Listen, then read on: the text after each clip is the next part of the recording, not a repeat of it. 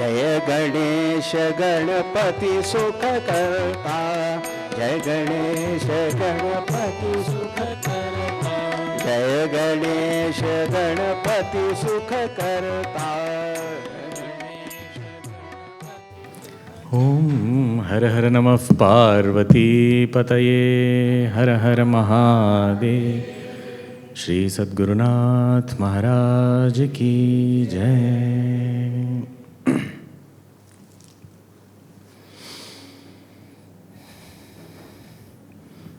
I can start. There is nothing else, no?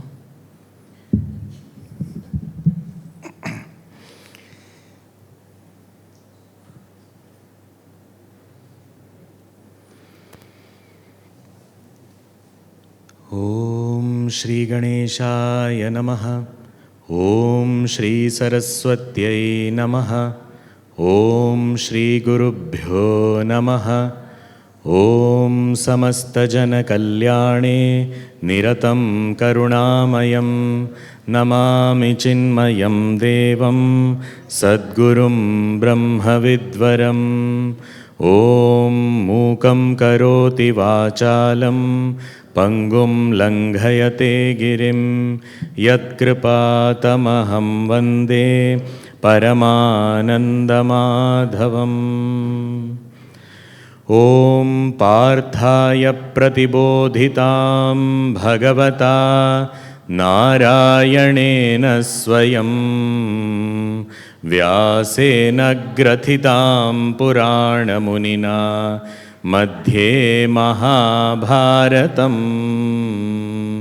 अद्वैतामृतवर्षिणीं भगवतीम् अष्टादशाध्यायिनीम् अम्ब त्वामनुसन्दधामि भगवद्गीते भवद्वेषिणी।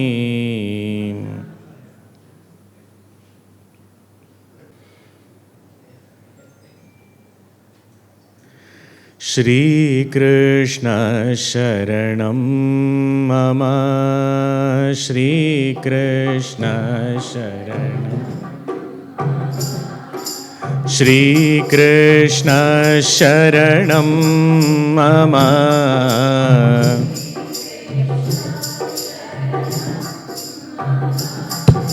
श्रीकृष्ण शरणं मम।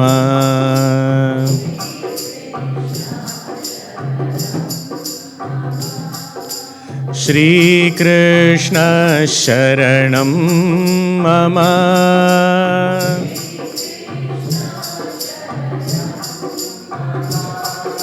श्रीकृष्ण शरणं मम।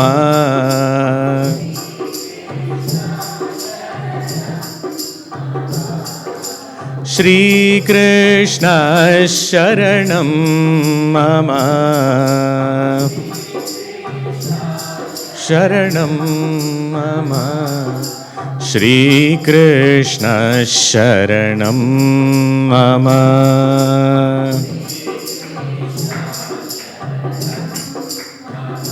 शरणं मम। शरणं मम। शरणं मम। मम। बोलिए राधावर श्री कृष्णचंद्र भगवान की जय। श्री सद्गुरुनाथ महाराज की जय।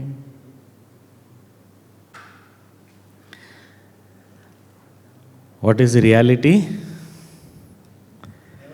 That which is never absent. And contrary to that, that which is never present is unreal. We saw how that which keeps changing is actually never present, means unreal, and that which is real stays on, and that is called the never absent reality. It is also said in the same second chapter of the Gita, Bhagavan says, that which is never born and never dies. Talking of the same reality.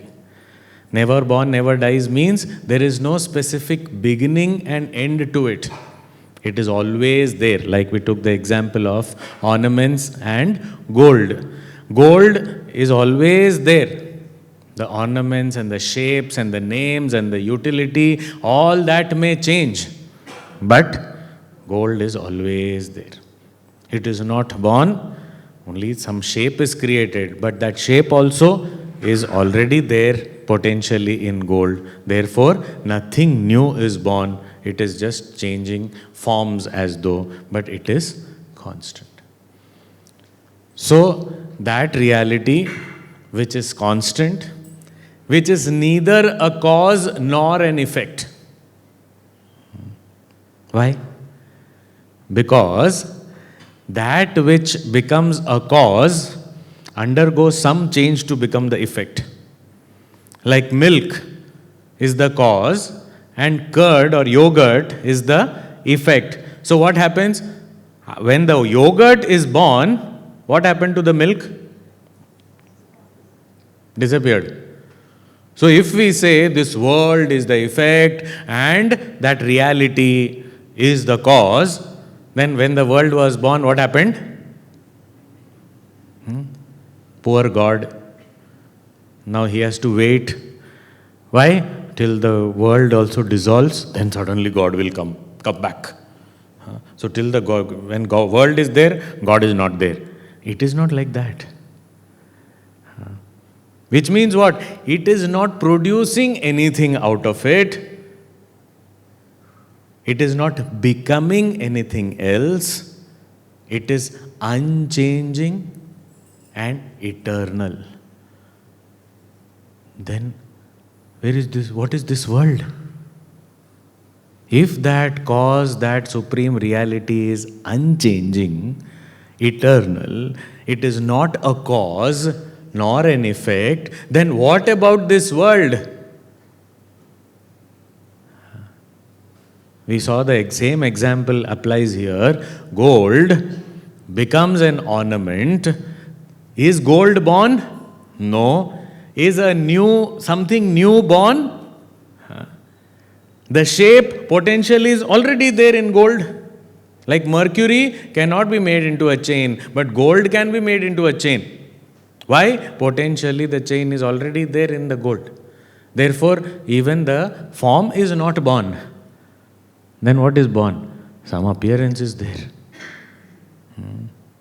Like the famous example given by Puja Gurudev, there is a lamp post on the roadside. From a distance, we see that lamp post.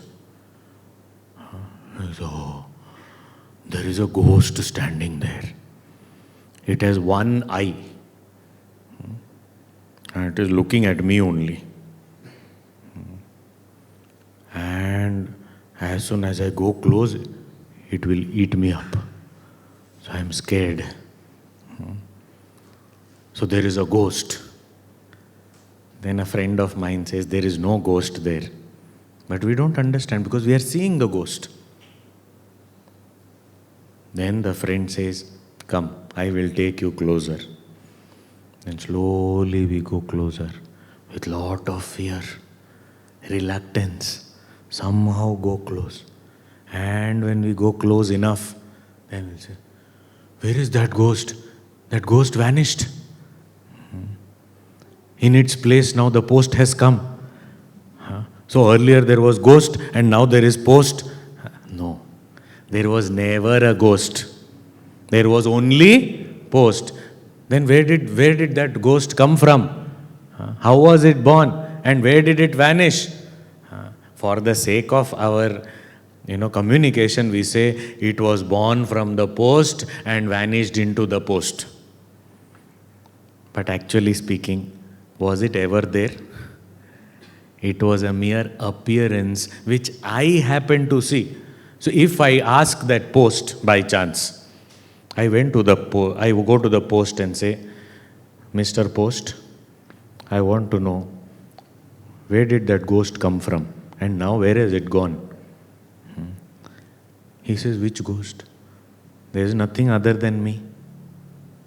Only one. Same way if you go to Bhagwan And says, oh Lord, where did this world come from? And where is it gone?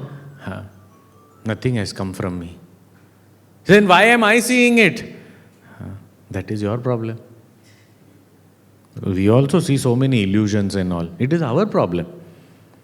No, does it not happen that when we dislike someone, any person, when we dislike, what do we see? Suddenly, that person has 2 horns, 1 tail, green in color. What happened? I don't like, therefore I am seeing. Actually, does that person have horns and tail? Nothing is there. I am seeing. Why? Because I don't like that person, therefore I am. And if I like a person, then I see a halo. I see wings. I say,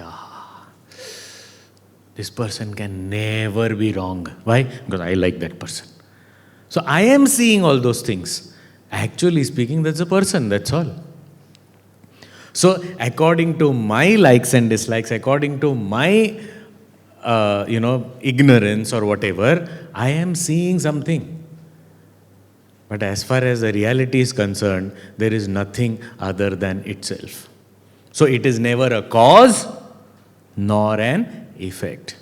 It does not become anything, it does not produce anything, it is not born, it doesn't die, it doesn't undergo any modification or change. So all this change that is happening can be recognized because there is something unchanging. If there was no unchanging factor, recognizing change is not possible. When we are sitting in a moving vehicle, is it possible to say whether the vehicle next to us is moving or not? We can guess, but we may not be right.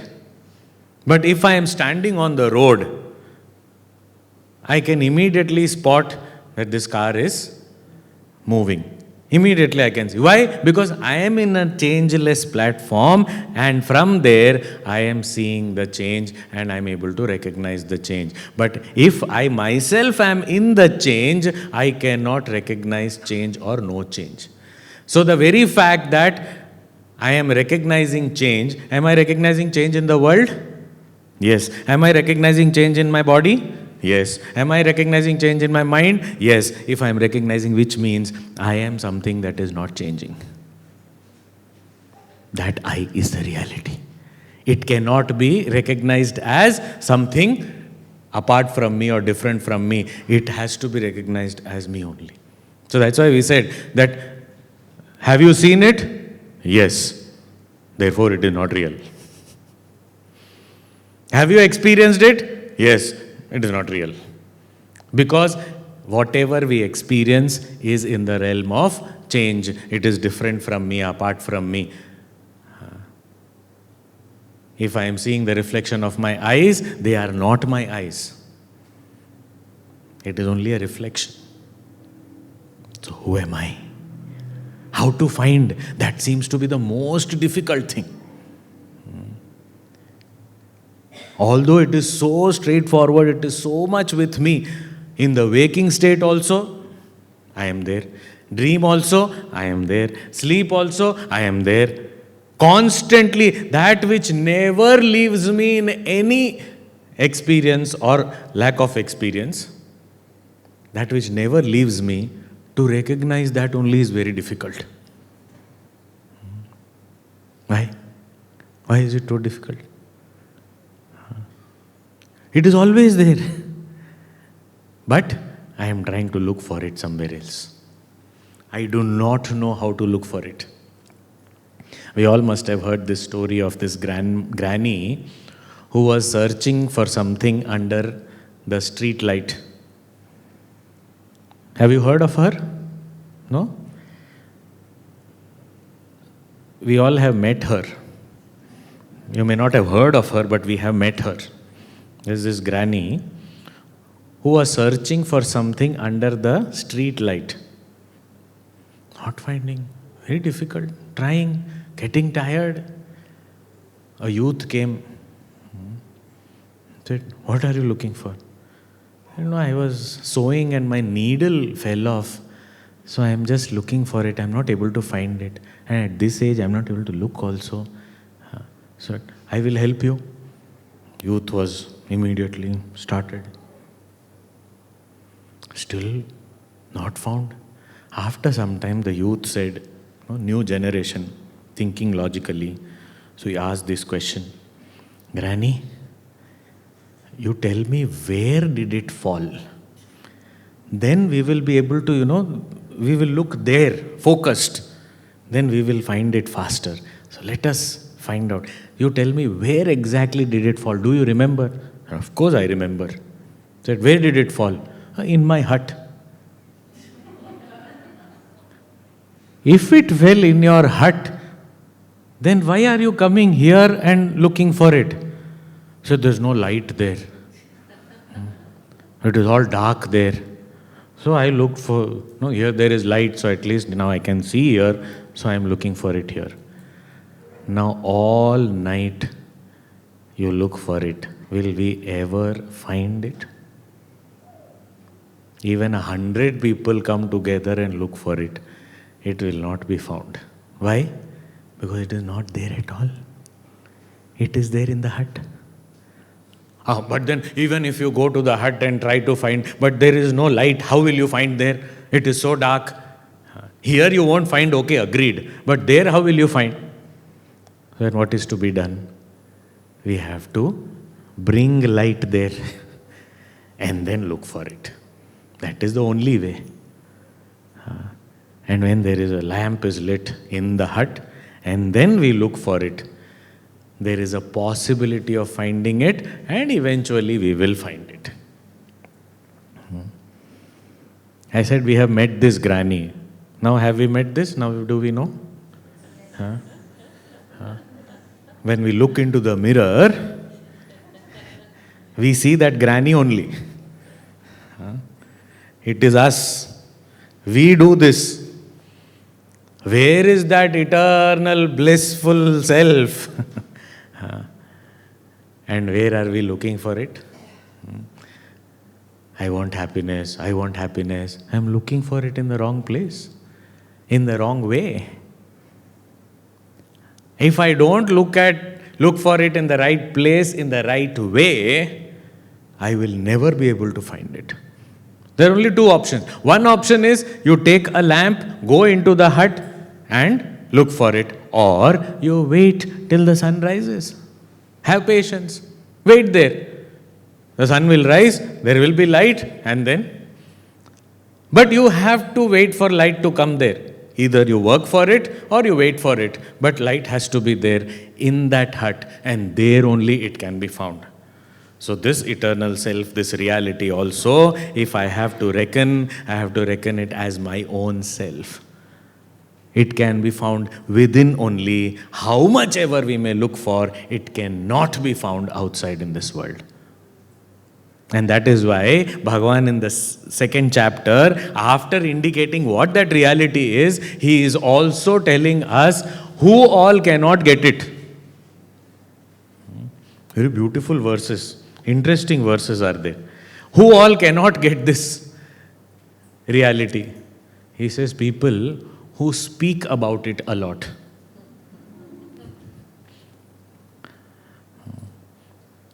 So then I know you all are looking at me and saying, because you are the one who speak the most often. Not speak in this sense, but speak means just chit-chat about it. Now look at today. It is said not just today, I think about 2 decades ago, when internet and all, slowly people were getting access to it 2-3 decades ago maybe. At that time, the maximum discussed topic, and when Google came in, the maximum Googled searched topic. Any guesses what it was? God. Maximum searches, maximum hits, maximum results. Internet was flooded with this.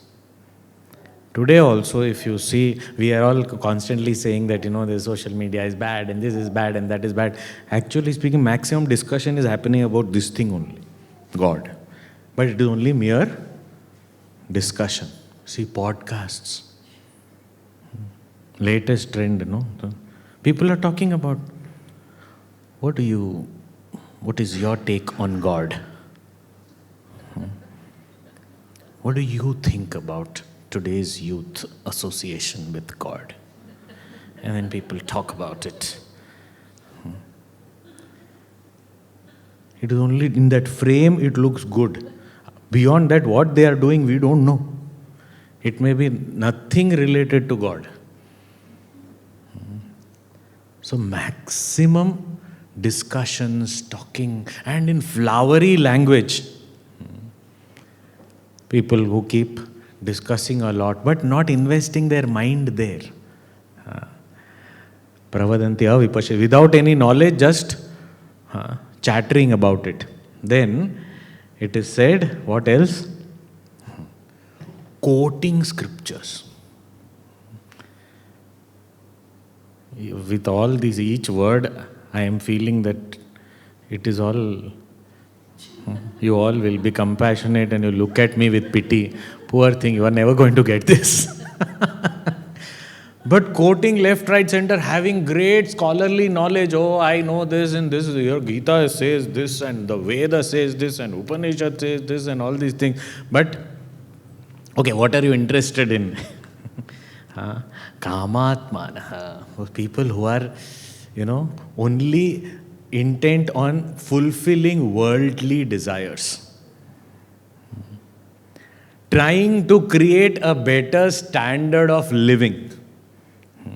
Gurudev used to say, improving the standard of living is not the goal. Improving the standard of life is the goal. But people who are constantly intent on improving the standard of living. So that improvement goes up to where? Goes up to heavens. I am investing my time and energy and effort so that one day I will go to the heavens. Fascination for heaven. Now we may not know heaven. We say, no, we are not interested, nor are we in any hurry to go to the heavens and all. True. Because we don't know what heaven is. But we have some smaller heavens inside, it's called Switzerland. Now latest trend is Antarctica. Going for 5 minutes in the outer space and coming back. That is heaven for us, temporary heaven. Any vacation for that matter is heaven only for us. We go there, little bit, come back. And that is the goal of my life. Going and coming is not the problem, but that is where I am focused on. Swarga Paraha, that is the supreme attainment. And what I want just whatever power, wealth, position, name and fame, this is all what I am gathering.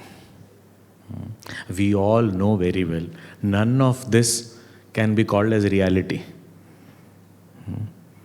The very fact that I am running after it means what? Right now it is not there. And if it is not there, it is absent. And if it is absent, then it is not real. So what am I running behind, actually speaking? So I am running behind the unreal. How will I get the real? It is not possible. Bhagavan is defining all these, so many adjectives. They are very hardworking. To get what? Some momentary pleasure. It is some adventure activities and all we go for, no? Bungee jumping. Nowadays, slingshot. You go and then you shout and come back.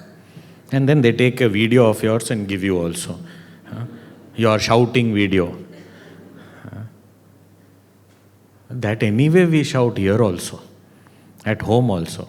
But we pay for shouting, pay for headaches. You went? Yeah, I went. What did you get? Headache. How much did you pay? This much. Oh, I got cheaper headache, I got. And it lasts longer also.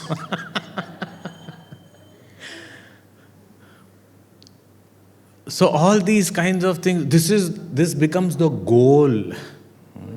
Indulgence in pleasures. Power hungry.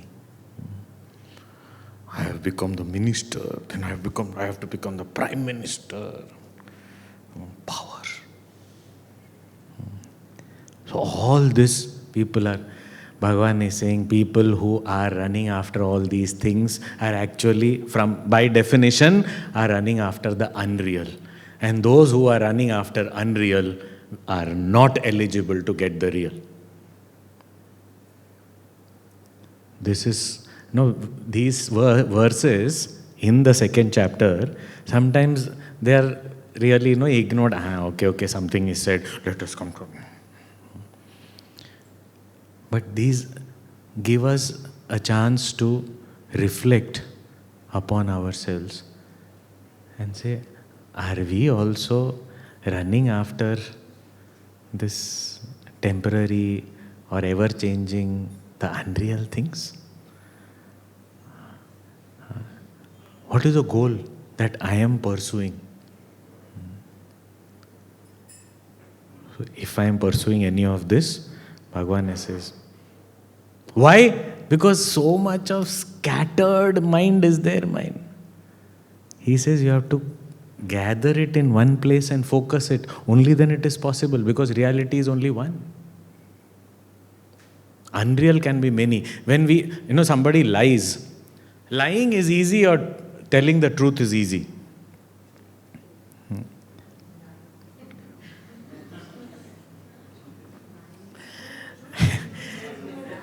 The point is both are easy. But after telling the truth, you are at ease. But if you lie, you have extra things to remember. It is stressful. Why? Because you have to remember what have I told this person. If it is truth, it is one and the same thing. Sometimes what happens is I tell someone something, some other person some other thing. It was a very beautiful example. 4 friends were there. They did not study for the exam. And in their college there was a rule that if someone misses the exam by chance, then they will be given a retest after a week or so. So they knew the rule. So they decided, let us not go for the exam. We will say some reason we will give. And then after a week there will be exam. So we will study in that week and then we will take the exam. Okay. The principal also was a student of the same college, pass out from the same. So he knew all these things. So these people said that, sorry, we could not come for the exam in time. We got late because we were coming in a car. All 4 of us were coming in a car, and then there was a tire puncture. So we could not. Flat tire we got, so sorry. Okay. The principal said, as per rules, next week you come, take the exam. Okay. And principal said, I'm going to set the paper. So these people said, what maximum, what difficulty will be there? 1 week we are getting to study. They studied full 1 week. They really studied hard. Then the principal welcomed them and said, because you are getting a special chance of a retest, we have decided to put all 4 of you in 4 different classrooms. So they said, anyway, we don't have to copy because we all have studied and prepared very well. So all 4 of them were in 4 different classrooms. And then the question paper was handed out. A question paper, 100 marks paper. 2 questions only. Question number 1. What is your name? 2 marks. Question number 2 for 98 marks. Choose one of the four which is right. Which tire got punctured? Front right, front left, back right, back left. Choose. That's all. 98 marks you will get. Choose. Now what will these people do? They can't consult each other in different classrooms. Huh? When you lie, it is really stressful. But if it was really a flat tire, all of them would know which one it was and they would all write the same thing and they would pass. So actually speaking, while saying it, both are equally okay. But after saying it, life becomes very difficult for a person who lies. So therefore, the mind is completely scattered under stress. I have to remember, I have to say that only again and again, and I feel more and more guilty because I have to maintain. And the best part is, any lie has to be told saying that it is truth. The foundation of every lie is truth only. We have to say, I am telling the truth. Promise. I am telling you the truth. Nobody says I am telling you a lie. It passes off as a truth only. So, this person who is running after the unreal is actually a scatterbrain. He is not eligible to get this reality. Reality is one. And to be able to focus the mind in one is what is required to attain this reality. Okay. That is one thing. Now, how do I focus? What should I do? The Bhagavan very beautifully puts it. He says that there are so many things said in the scriptures, in the Veda itself, which is catering to everyone. At whatever stage we are, there is something to cater to us. For example, the entire education system. Is it catering only to postgraduate students? No, even for a child who is just getting into the system, first admission into the school, for that child also there is something. For a child who has studied for a few years, for them also there is something. For a student who has completed schooling, for that person also there is something. Someone who has completed post-graduation also, there is something. Doctorate studies are there, extended studies are there. So many things are available. So it is available for everyone. Similarly, the Veda, the scriptural texts, it mentions things for everybody. But are we supposed to only remain there? How long? It talks about going to the heavens also. It gives information about various fields of knowledge and what will you get by doing this kind of action. All that it is talking about it. It is good to live a righteous life following the Veda. But is that the goal of life? Is it that reality? So somewhere there has to be that dispassion, somewhere that maturity has to come. And enough. Now, how long am I going to run after these things? That saturation has to be reached. And the point is, it cannot be reached for everyone at the same time. We cannot expect, oh, my neighbor has reached that saturation, why am I not able? So I will also do. Just copying that neighbor will not work. I have to go through. For example, if there are two siblings, one sibling has stopped going to school. Why? Because passed out. So the younger sibling should not say, oh, she is not going, so why should I go? That she has finished. But she is going somewhere else. So for you to qualify to go there, you have to finish what you're doing first. So, wherever we are, at our own pace, we have to keep taking guidance from the scriptures and moving ahead. But what is the ultimate goal?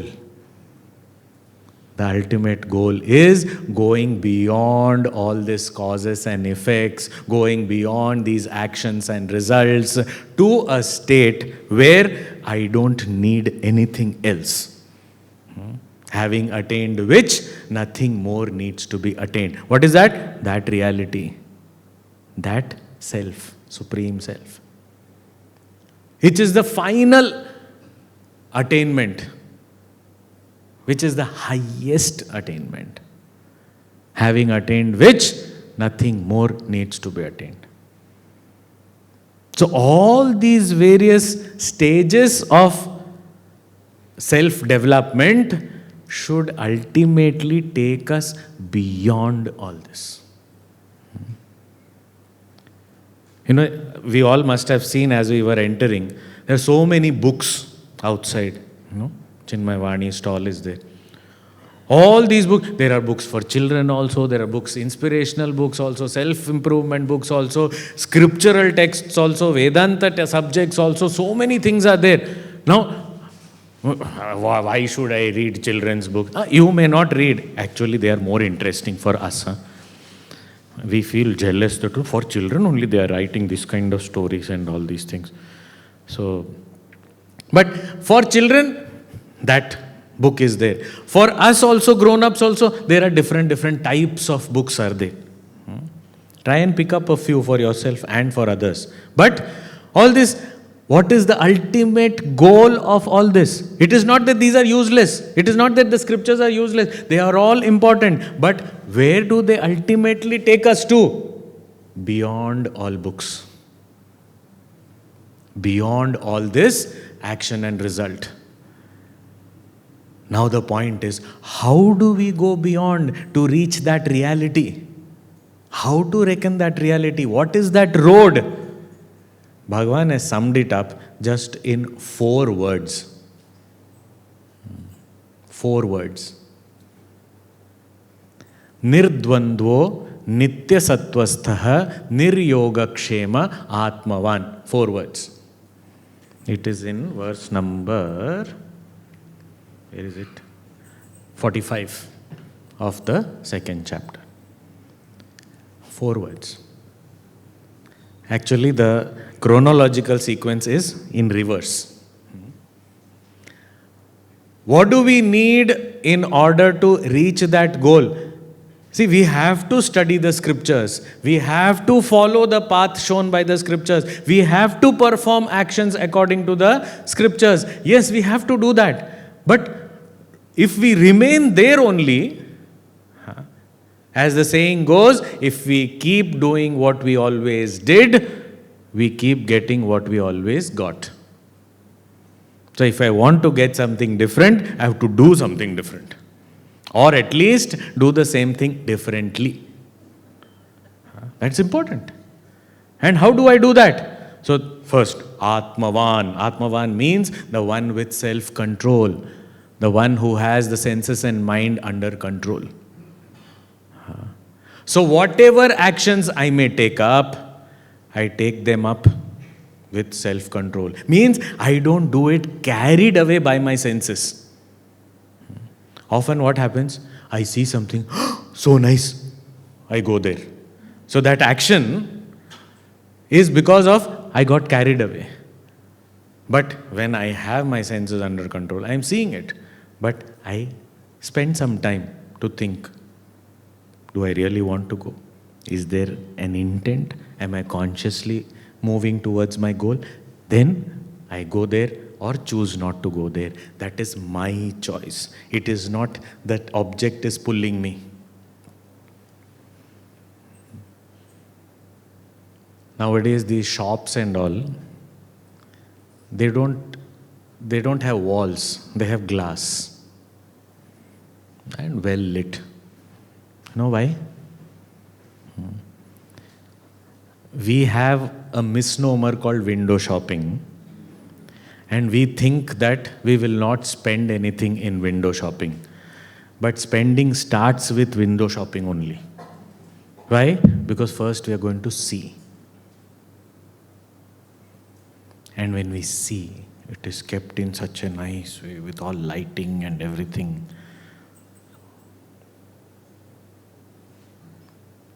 And then it calls us, come in, come in. Huh? The mannequin is standing here.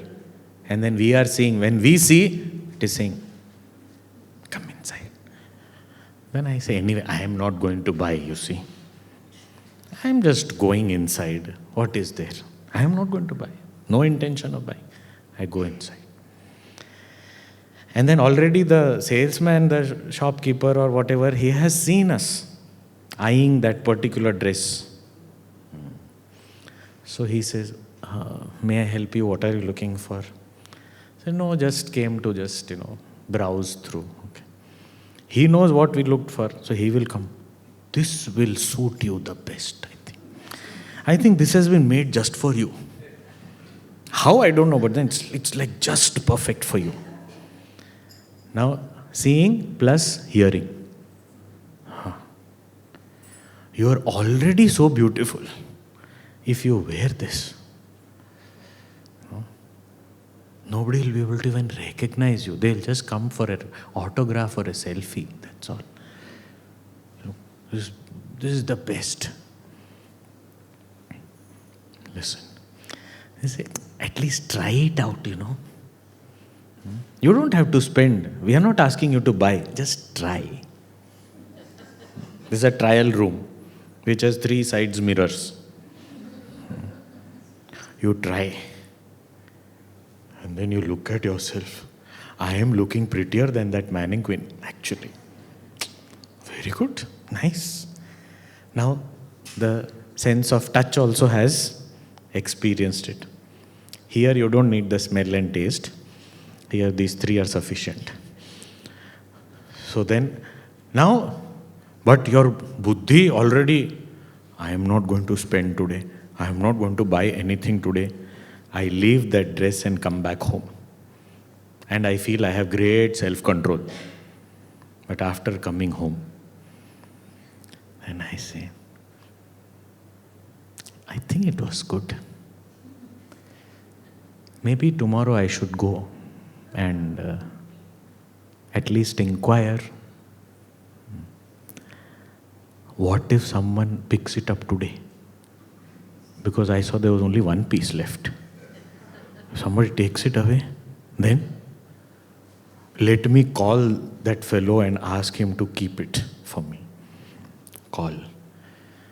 That person says someone else also has seen and gone. They said tomorrow they are going to make the purchase. But we are neutral, whoever pays first and takes it, we will give it.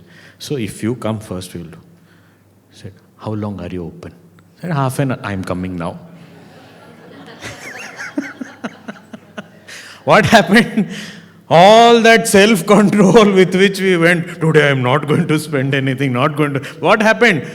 Senses captured me, the mind further, and then gone. So what happened? That Atmavan, self-control, action, and it is legitimate action. Is there something that wrong I am doing? No, nothing is wrong. This is legitimate action. It is approved. Constitution does not call this unlawful action. Although the person who will pay our bill will call. May. I don't know. But this is legitimate action. But what is happening? I got carried away and went into that. That is not going to lead me to reality. Atmavan, first of all, have that self-control, control over senses, control over mind. I may see a lot of things. There may be things that may attract me, that there may be things that I get averse to. But why should it get into my head? How many faces do we see all day, morning till evening, if we go out of the house and just walk around? So many faces we would see. How many do we remember? Hardly any. Those whom we recognize or who we know earlier, them we remember. Rest of the people we don't even remember. Means they don't come into my head. Sometimes even people whom I know, I don't register their presence.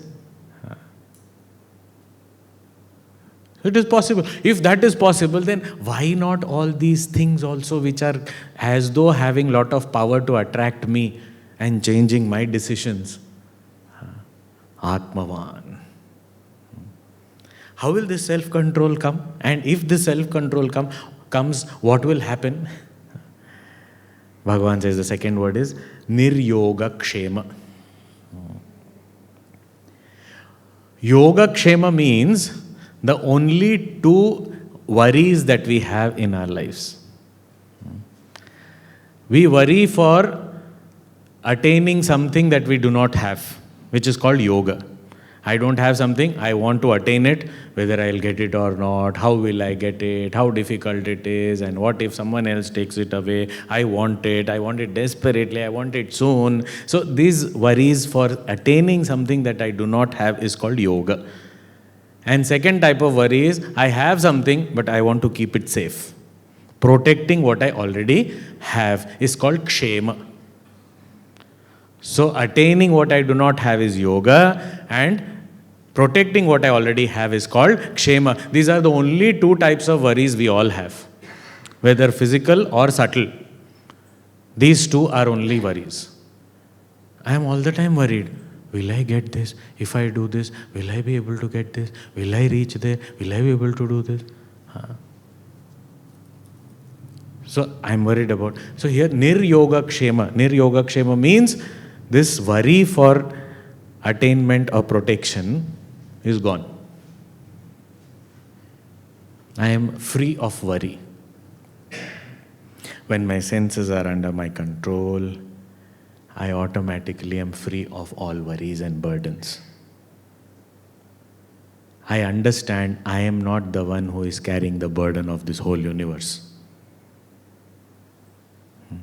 We often have this question, which we may not ask aloud, but it is there in the back of the mind. What will happen to this world without me?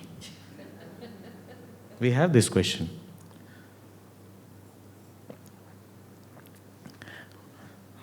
Somebody said, good only will happen to this world.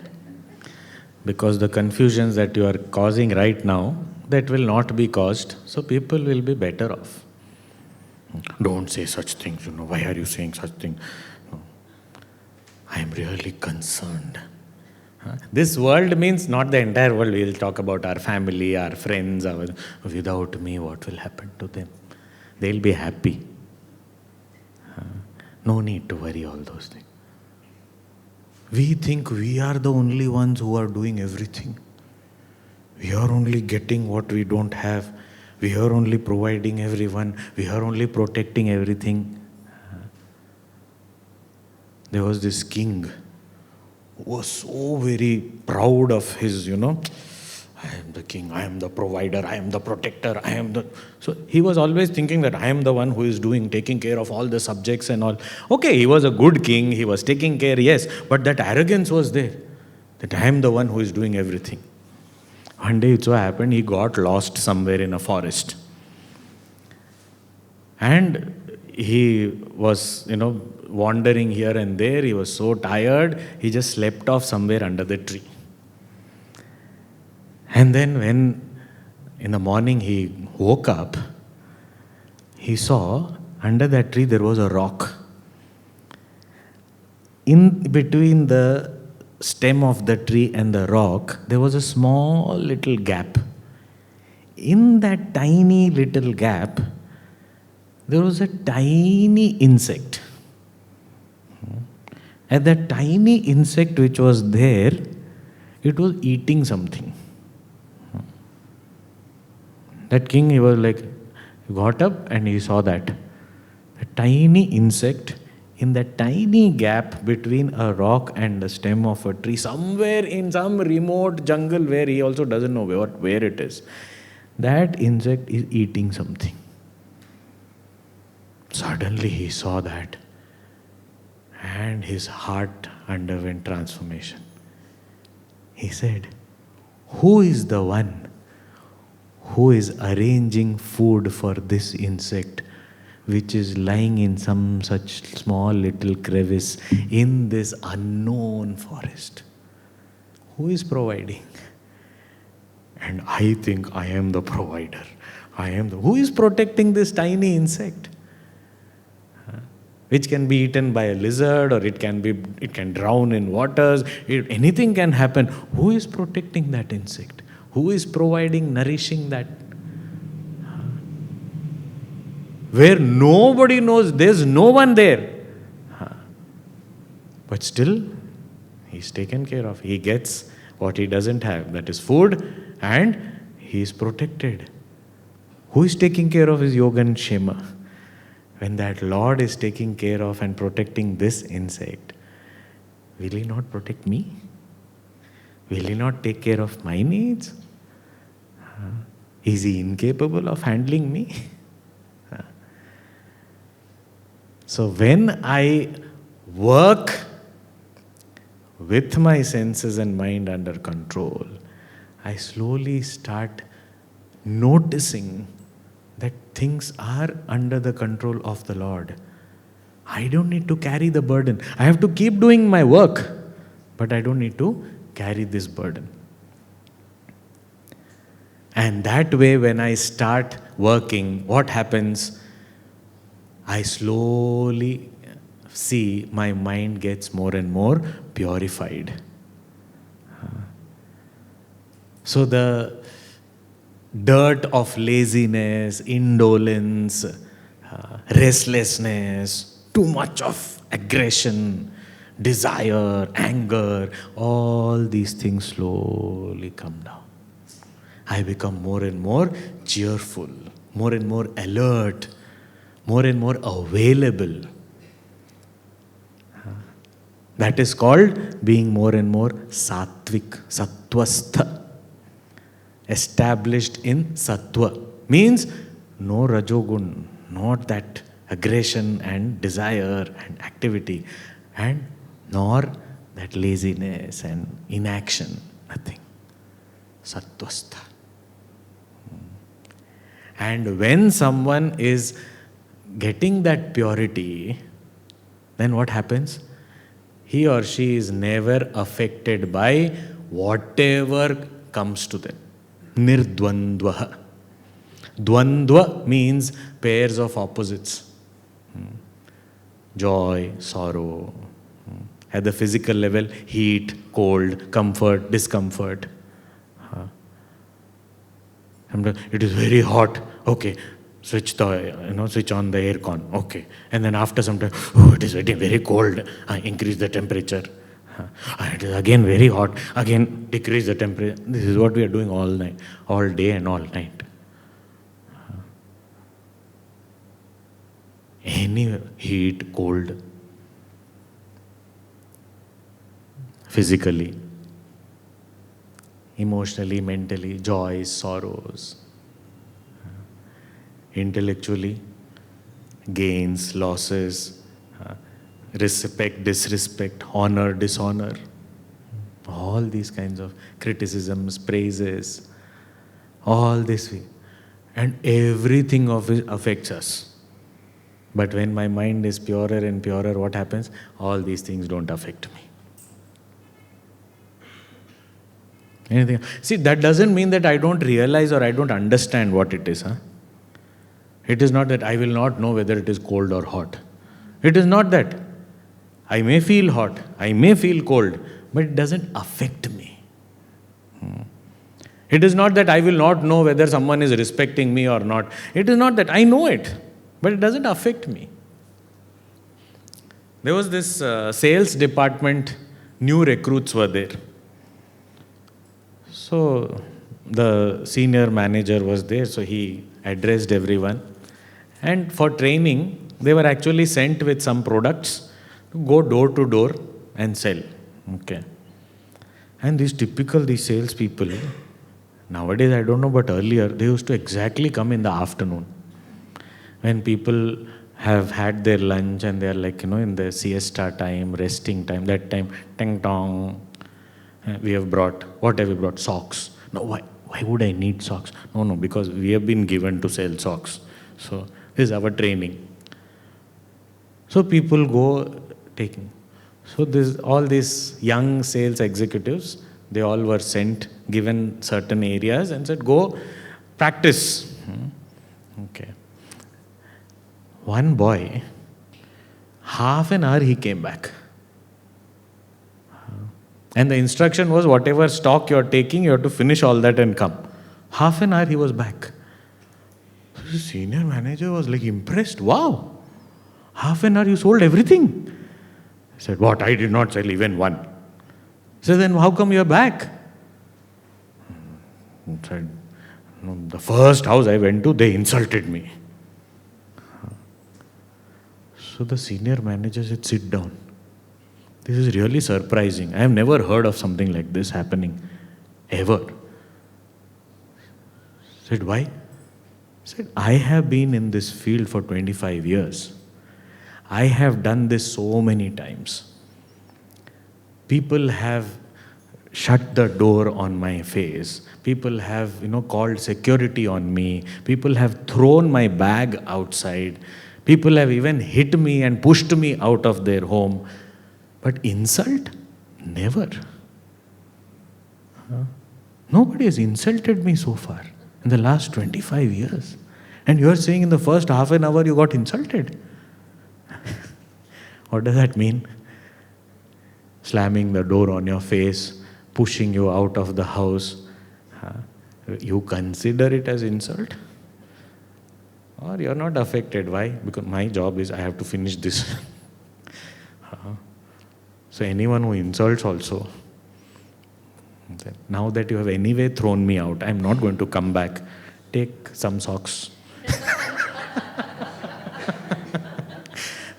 Something, this also it should be useful, for mutually useful. You have thrown me out, so it is useful for you. Now make it useful for me also.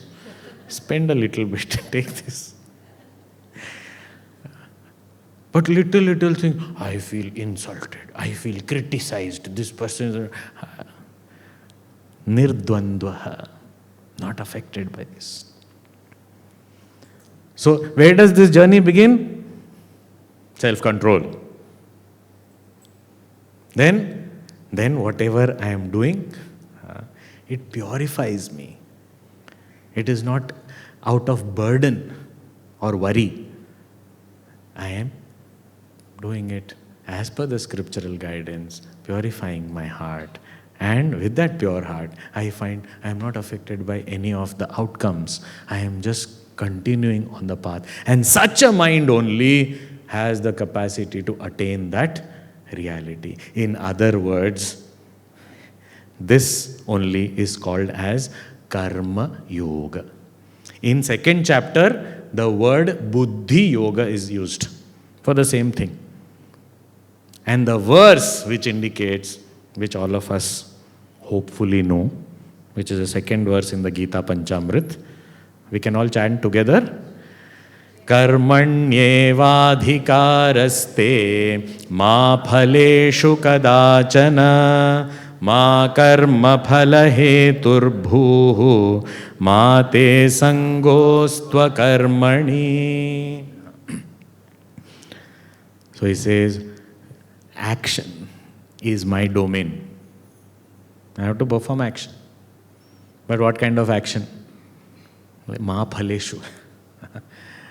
Not for fulfilling a particular desire, but because it is supposed to be done as a duty. So don't let the outcome or the result be your motivator. Your motivator has to come from purity, from sense control, from the guidance given by the scriptures. It is supposed to be done, therefore I do it. That should be the motivator. And never be lazy. Atmavan, Niryogakshema, Nityasattvastha, Nirdvandvaha.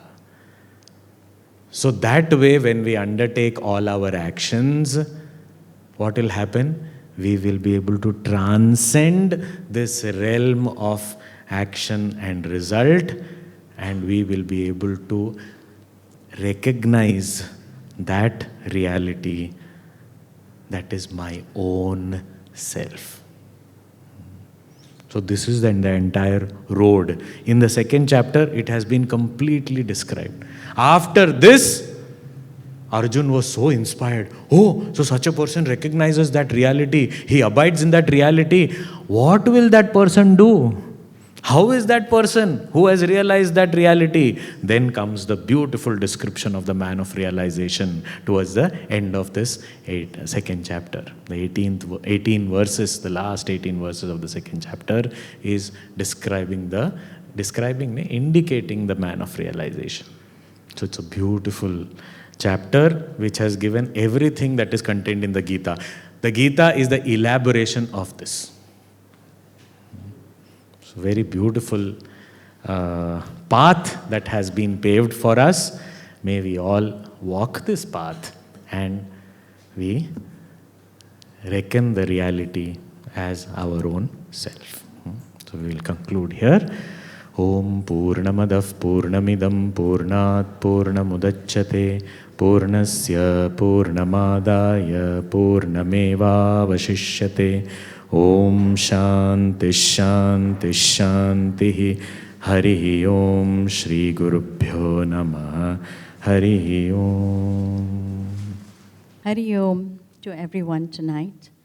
Swamiji, it was amazing, although we only had you here for 2 days, but we learned so much. We have been listening to chapter 2 for a long time, but when you put it into a small capsule for 2 days, it's quite amazing. So I'd like to thank everyone who's here and our heartfelt gratitude to everyone who made this possible. Thank you.